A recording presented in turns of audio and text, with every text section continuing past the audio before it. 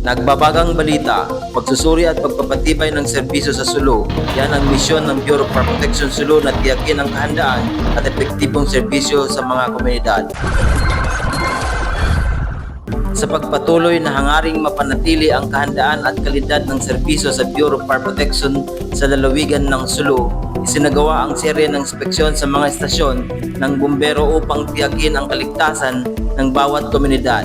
Pinangunahan ni Senior Inspector Jason Tiahidjon ang Bureau of Fire Protection Sulu, Acting Provincial Fire Marshal ang 2 araw ng inspeksyon sa mga fire station ng Patikul, Luok at Panamaw. Layunin ng pag-iikot ang masusing pagripaso sa kahandaan ng kagamitan gaya ng fire trucks, pati na rin ang pagbibigay ng direksyon at koordinasyon sa mga personnel. Sinagawa rin ang isang maikling briefing at personal updating kung saan nagbigay ng maigpit at malinaw na tugubilin si Senior Inspector Ahidjon upang matiyak ang pagiging alerto at kahandaan sa oras ng sakuna. Bago bumalik sa provincial office, dumaan si Senior Inspector Ahidjon sa tinatayong fire station sa Maimbung, Sulu. Kanyang pinuri ang disenyo at istruktura nito na niya ay isang huwarang istasyon sa lalawigan.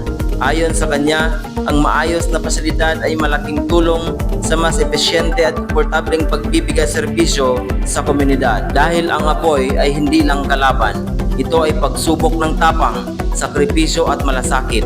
Ang bawat tunog ng sirena ay paalala na may mga bumberong handang iligtas kahit buhay nila ay nakataya. Hindi lang ito trabaho, ito ay panata sa bayan. Sa bawat sigaw ng saklolo, may bumberong handang sumagot. Sa bawat apoy na aming sinusuong, dala namin ang pangakong walang iwanan para sa kaligtasan ng bawat tahanan. Mula dito sa Bureau of Fire Protection Sulu, ito ang Bumbero Tausug, magsangsa makusog para sa Bangsa Sug.